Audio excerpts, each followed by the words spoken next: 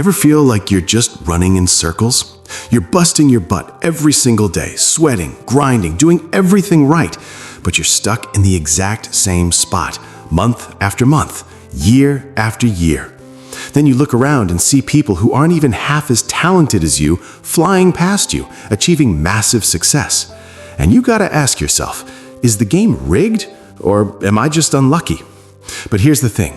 What if the cage holding you back doesn't actually have any bars? What if the only thing standing between this exhausting struggle and total financial freedom is just one scary question you've been avoiding? Meet Daniel. If you walked past Daniel on the street, you wouldn't even notice him. Nobody did.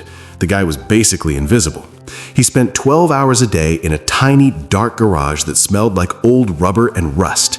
He fixed bikes for a living. He wasn't some big-shot entrepreneur or rich businessman, just a guy fixing broken stuff for barely enough cash to pay rent. His hands were always covered in grease, and his pockets were always empty. Daniel had convinced himself of a lie that killed his growth mindset. He told himself, "This is it. This is my life. I fix chains, I patch tires, and I survive. That's all I'm good for." He wasn't really living, he was just existing. But life has a funny way of surprising you when you least expect a life-changing opportunity.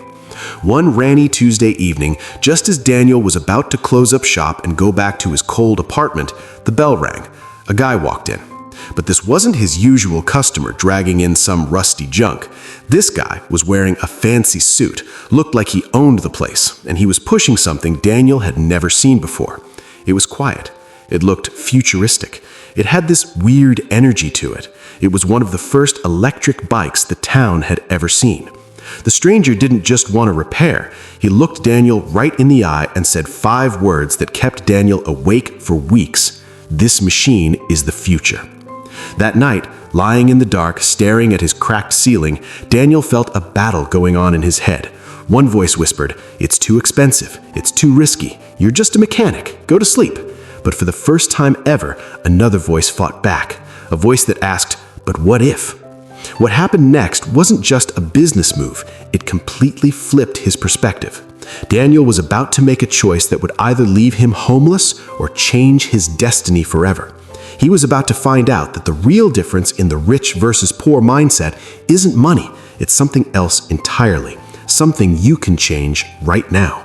But to understand how he broke out of that trap and leveled up his personal growth, you have to understand the risk he took, a risk that made everyone in town think he was crazy.